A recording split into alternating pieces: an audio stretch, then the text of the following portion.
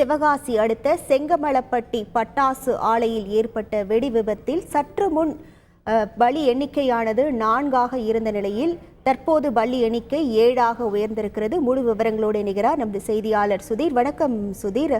இன்னும் எவ்வளவு பேர் அந்த விபத்தில் சிக்கி இருக்கிறார்கள்? மேலும் யார் யாருக்கெல்லாம் சிகிச்சை அளிக்கப்பட்டு வருகிறது? மேலும் பலி எண்ணிக்கை உயர வாய்ப்புகள் ஏதேனும் உள்ளதா? தற்போது அங்குள்ள கள நிலவரங்கள் என்னவாக உள்ளது?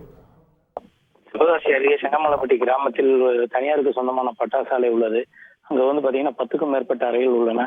கடந்த சில நாட்களாக வெயிலின் தாக்கம் அதிகமாகவே இருந்தது.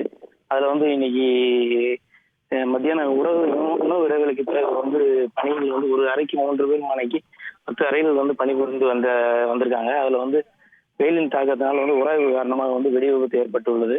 இதனால் கனத்த சத்தத்துடன் கிட்டத்தட்ட ஒரு 3-4 கிலோமீட்டர் சுற்றுலாவுக்கு பட்டாசுயோட வெடி சத்தம் கேட்டிருக்கு. விரைந்து வந்த தீயணைப்பு வீரர்கள் தீயை கட்டுக்குள் கொண்டு வர முயற்சி பண்ணிட்டு இருக்காங்க. இதுல பாத்தீங்கன்னா இப்ப வர 5 பெண்கள் 2 ஆண்கள் உயிரிழந்திருக்காங்க. 4க்கும் மேற்பட்ட தொழிலாளர்கள் படுகாயத்துடன் சிவகாசி அரசு மருத்துவமனையில் பணியாற்றிட்டு வராங்க. இதுல பாத்தீங்கன்னா 3 தீயணைப்பு வாகனங்கள் மொத்தம் 20க்கும் மேற்பட்ட தீயணைப்பு வீரர்கள் இந்த சம்பவத்துல தீயை கட்டுக்குள் கொண்டு வர முயற்சி பண்ணிக்கிட்டு இருக்காங்க. மேடம், உங்கள் விவரங்களுக்கு நன்றி சுதீர்.